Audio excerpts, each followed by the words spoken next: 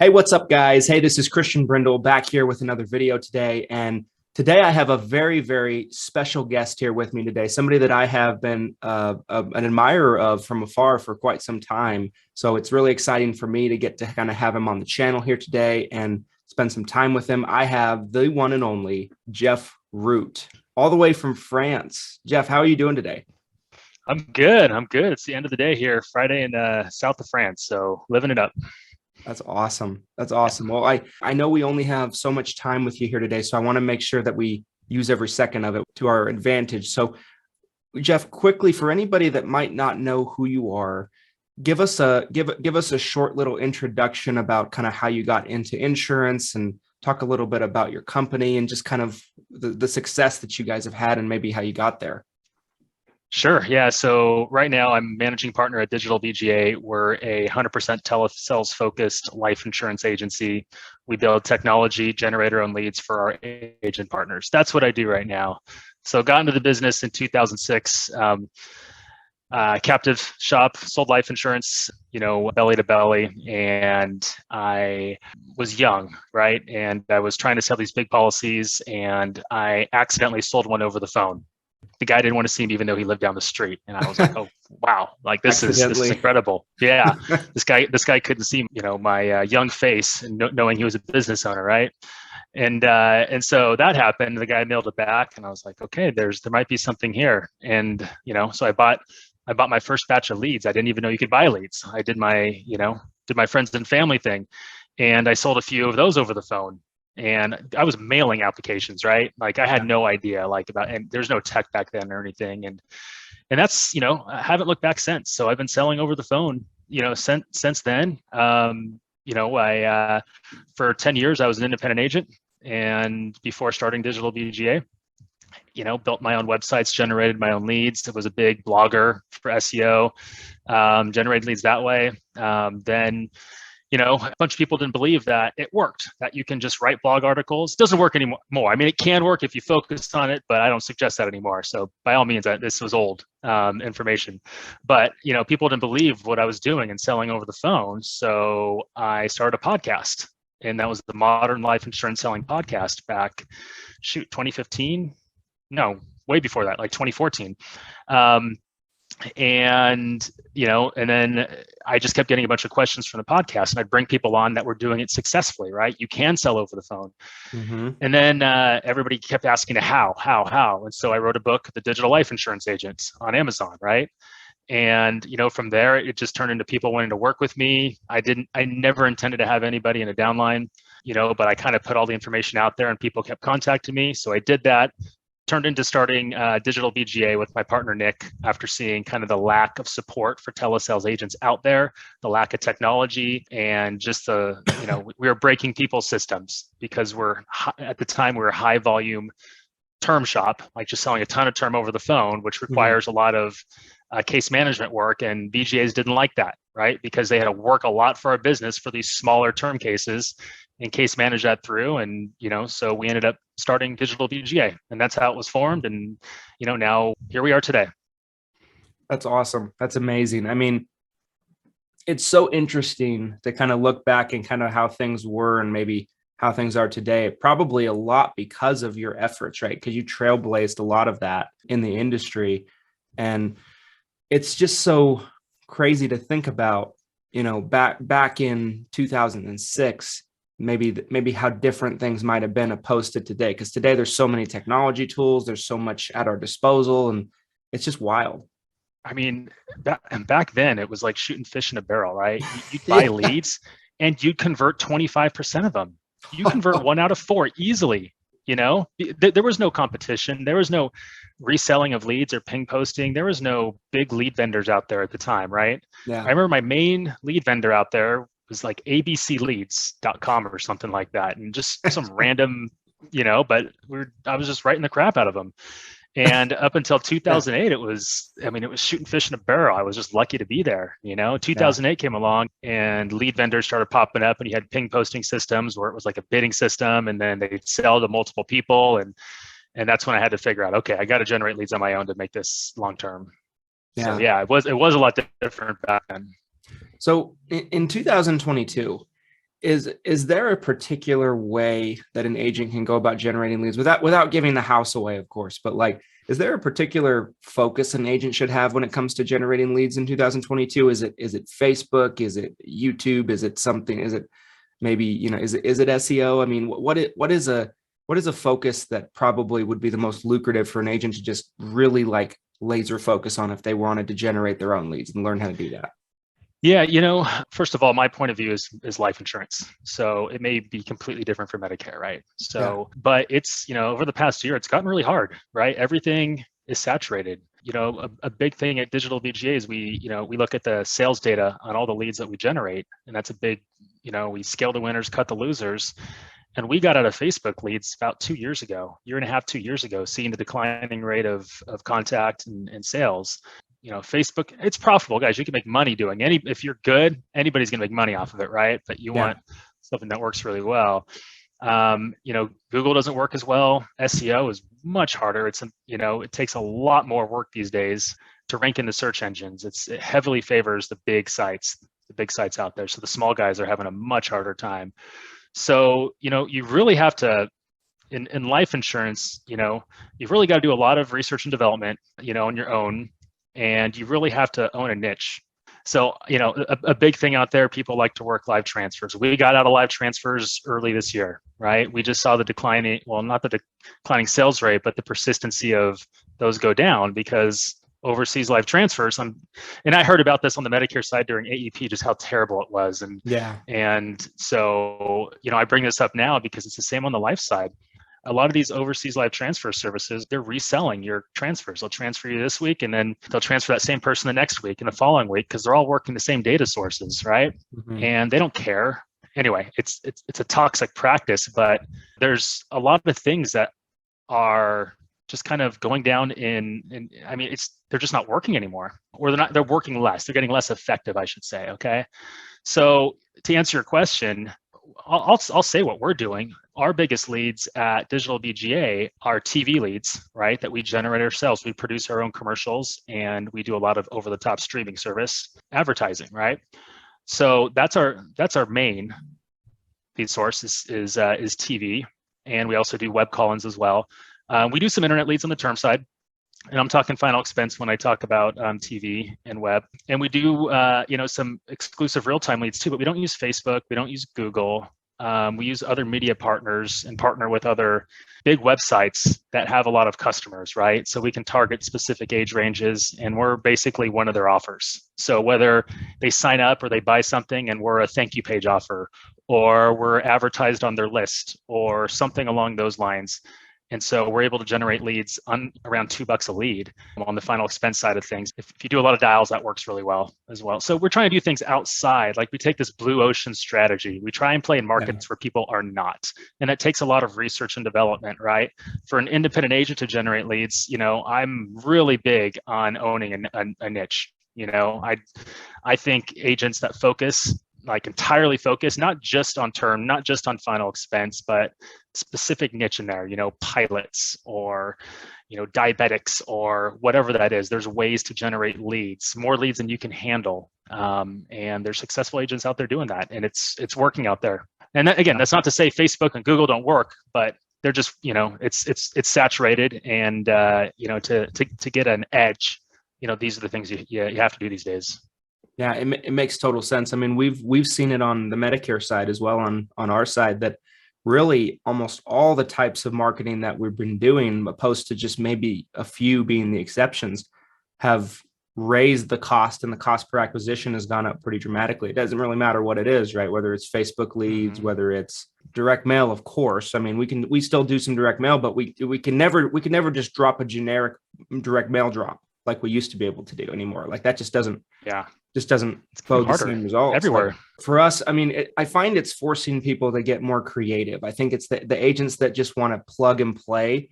They're kind of being pushed out. It's kind of my view on it. Yep. Like you have to get more 100%. creative. And so, I feel like I kind of feel bad for the people that are being pushed out. Like I'm like, oh, that kind of sucks for you. But I'm like, it's also, I think, business, right? It's capitalism, and business evolves over time. And I think it's just the people that are continuously innovating their approach, they're going to be fine and they're going to keep doing well. Yeah, and there's nothing wrong if those people that are getting pushed out to attach yourself to somebody who has figured out the lead side of things, Yeah. until you can get there. I think that's a method where I've seen a lot of really heavy hitting agents take, where they started with somebody at a reduced comp and for a year or two and really learned the systems, and then they went out on their own. And I think that's probably something that needs to start happening a lot more of, just kind of swallow your pride a little bit and say, hey, I need help if you're not profitable right now, if your acquisition cost is too high or whatever it is, because it is getting harder. There's no, everybody I talk to, every agency owner I talk to, it's getting tougher and tougher. Yeah. And so it gets passed on down to agents. Leads are more expensive. Contact rates are going down. If it's a saturated market you're playing in, it is what it is. The only way to, you just got to work a lot harder, do a lot more activity than you had to do before. And you can still be successful. It just takes a lot more. And you got to build out systems to make yourself more efficient. I mean, yeah, got to figure some pieces out. Jeff, talk about automation for a second. I'm assuming you guys do a lot of automation, right? And with what you guys teach, how important do you think automation is when it comes to getting the most out of a lead? Yeah, I mean, automation is is key. It really is key. I'll say that when we built our technology, that's why we built it, is because we saw what automations were working. And I'll say this, I was talking to an agent last week. We have these, like I said, these $2 leads, but it takes a lot of these leads. You can get a really good acquisition cost, but you gotta pound them, right? Yeah. So he's like, right, if I'm going to pound them, I'm just going to put them in a 3-line dialer and go. And he said, hey, Jeff, this isn't working after the first week. And he said he made one sale and he took, he had a $300 acquisition cost, which isn't terrible, but for the amount of work he put in, it's terrible. And I said, well, that's because you're not following the cadence of what we set up in the CRM. And most CRMs are set up this way. I know, new lead comes in, it should automatically get a text and an email, right? Yeah. After your first contact attempt, same thing. If the phone number is wrong, it should fire off that sequence of events, that, hey, I think we got the wrong number to the email. There should be texts and emails going out. And those people who filled out a web form online are not getting those texts and emails. People have a preferred method to be contacted, right? Yeah. They just might not be picking up the phone, but they may respond to your texts or emails. And so we went through, he started doing that, but it was a single line dialer. So he wasn't calling as many people, right? But it was firing off those automations that were going out, and it was timely. And that's another thing, like sending mass texts doesn't really work. And when you're bucket dialing through a dialer, you're just calling through a list. You might call somebody 2-3 times a day for 5 days, and they just may be annoyed with you. Call them a couple times the first few days, but you don't get to triple dial on your new leads, or you don't get to pull any of those contact tricks, So there's ways. So automation, you really have to follow automation, and a lot of people try and take shortcuts. And so what we found in that guy's case study we just talked about was do the single line dialer that sends all the texts and emails for the first 6 contacts. After that, put them in your dialer and then go to town. And it's working. Automation, if done right, is key. And so a lot of people are just doing automation for the sake of automation. Mm-hmm. And you can really optimize those things. What you say can get a better response if you can put your personality, your photo, something about you. And a lot of people just use generic automation and they don't see the results they want to get. But guys, you can that's a piece of the business that you can optimize. Absolutely. So yeah, it's really important. I mean, if you're working over the phone, preaching to the choir with you, it's key.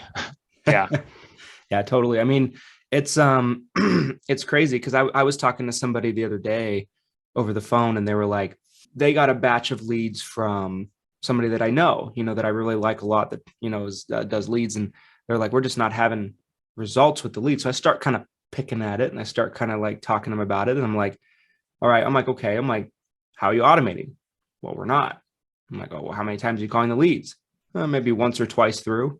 I'm like, no, that's not going to work. And they're like, how many times do you guys call leads? I'm like, well, I teach my agents to call the leads like 7 or 8 times at least. And then we touch them another like 15 times over the first course of the week with automation. So they're like, so they're getting touched like 20 to 25 times over the first week in some form or fashion. They're like, oh my gosh. I'm like, well, yeah, I'm like, there's no lead there's no lead. I mean, there's hardly probably any kind of lead source you can work that's going to, I mean, you won't even get maybe 30% of them on the phone if you just go through one time. Yeah, I mean, it's so important. It's changed so much because like you said a second ago, the contact rates are so far down, and you just have to just get so much more creative at getting people on the phone, getting a hold of them, or getting them to Yeah. respond in some way. Yeah. I mean, for some people, it's not the lead. It's not their sales. It's just their contact rates are terrible because they don't put in the effort or they don't Yeah. have the automation set up. And so you can really diagnose these things with people, who say, hey, these leads aren't working, like you just did with there. And yeah, the saturation, and contact rate is not helping. The saturation is not helping with contact rate, but if you put in more automations and more activity, you can still get it near to where it was. It just takes a little bit more work. So, Yeah.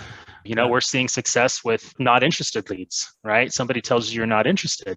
A lot of agents just give up on that and dead file it, and they never call that lead again. Call that lead back 30 days or a few weeks. Like we sell not interested leads all the time. They were just not interested at that moment, Mhm. or something rubbed them the wrong way when they talk to you. They're maybe having a bad day or whatever it is, right? Call them back again. So there's different ways that you can be more profitable in this business in these new selling conditions. You kind of have to do those things. Yeah, absolutely. 100%. That's really good. Because that's so true. It's no in that moment, but not no forever, right? It's just maybe not right now. Right. And one thing we found good results with is like if someone calls, like maybe there was something that the agent said that called originally, maybe it was the tone of theirs or just something didn't click. And we found results where like we'll give that lead to another agent, and that other agent will call, maybe just it's a different connection of some kind, right? Their I love tone that just setup. meshes. Totally. Yeah. That's a great setup. I encourage agencies to do that. Like if they may just not have liked you, or they may just, Yeah. respond better to a woman, or they may respond better to somebody from somewhere else, or Yeah. somebody altogether. So I don't know, Yeah. but there's definitely value in that. If you're building an agency, you have any sort of agents that you work with to swap your leads around after you've talked to them, and it's definitely a way to increase, I should say, to lower your acquisition cost. Yeah, 100%. I know we're kind of running out of time and I want to be respectful of your time, but I have just a couple more questions for you. Sure, let's go. So I don't know how much you can talk about this next one that I want to ask you. Okay. And feel free to just, feel free to be as vague about it as you want. I'm interested to get your take on all of the insurance agency acquisitions we've seen the last, handful of years going forward, like the Integrities, AmeriLifes, SMSs, and things like that, right? Where do you see the industry going, right? Because it seems like such a huge majority of groups end up in one of those two camps, maybe even three if you throw SMS in there, I guess. But mostly, the big two there. Where do you see that going, and what is your opinion on it? I can go off on a whole episode on this. Like this is, I talk about this with a lot of people. Okay. So my take on this is, number one, I'll say the pros for agents right now. Okay. Right now, and for the next few years, is the easiest time for an agent to build an agency for, profit a couple $100,000, $200,000-$300,000 a year. Just build up an agency and flip it for 7 figures. Yeah, yeah. They were buying a certain type of profit level before, and it's slowly coming down because they've purchased everybody, right? And it's coming down and coming down. And I'm seeing guys, being offered big checks, and their profits are $200,000-$300,000 annually. There is no better time to build an agency. You could do it with 1, 2, 3 people, spin it off, grow it, and sell to them right now, and pocket 7 figures. Honestly, that's the good part of it, right? The bad part, first of all, a lot of my friends, good friends, acquired, happy for them. I love it. Obviously, from the carrier side of things, it's not good for the rest of the independent agents out there. They control a lot of the market now. Yeah. It's when you talk to carrier reps, it's a fear of theirs, right? They have a lot of weight now because it's the majority of their business. For example, Mutual of Omaha is doing 2 separate trips, one for integrity, one for everybody else.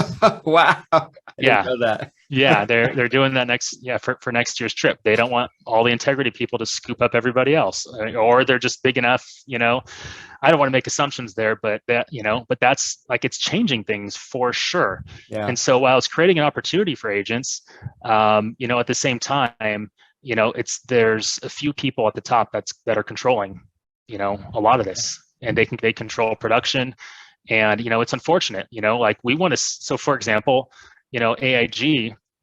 We sell the guaranteed issue product, have been, and they came out with their simplified issue whole life product. We can't get it because it's an exclusive to one of those firms, and they have a short-term exclusive. We have some agents that want to sell it, but we can't. Even though we've been writing them for years and we do a ton of business with them, we can't write it because we're not a part of them, or we don't have a contract through them. We have a direct with AIG, and so we're not through anybody. Right. And so there's issues there, and it does hurt the independent agent side of things, because those agents would be, some agents want to write that, and there's some reasons to. So it's good for agents who want to look at it that way. It's bad, for independent agents who are kind of iced out in certain cases. Yeah. And we've had friends whose contracts have been canceled, in the industry because of some stuff with some of those agencies. They carry a lot of weight. Yeah. You ask them to do something, they'll, because somebody said something about somebody, and it happens, and it's unfortunate, but it is what it is. We stay in our lane, we do our thing, we put our head down, we know what we're doing, we're building for ourselves, and so it doesn't bother us at all. I almost feel like I have my integrity contracts, I have my AmeriLife contracts, right, and then I have direct on the others, and that's just the way the conditions are these days. So yeah, it's really interesting, and there's a lot of money out there. Both of those firms have that, they're looking to buy.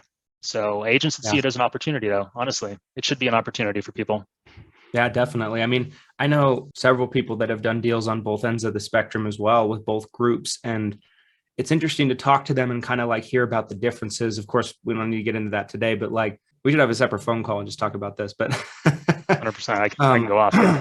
Yeah, but like I said, Jeff, I want to be respectful of your time. I want to hear about your guys' conference. If anybody's watching this and they just really love the content, they love the conversation, where can they get information about the conference? Where can they learn about it? When is it? Where is it?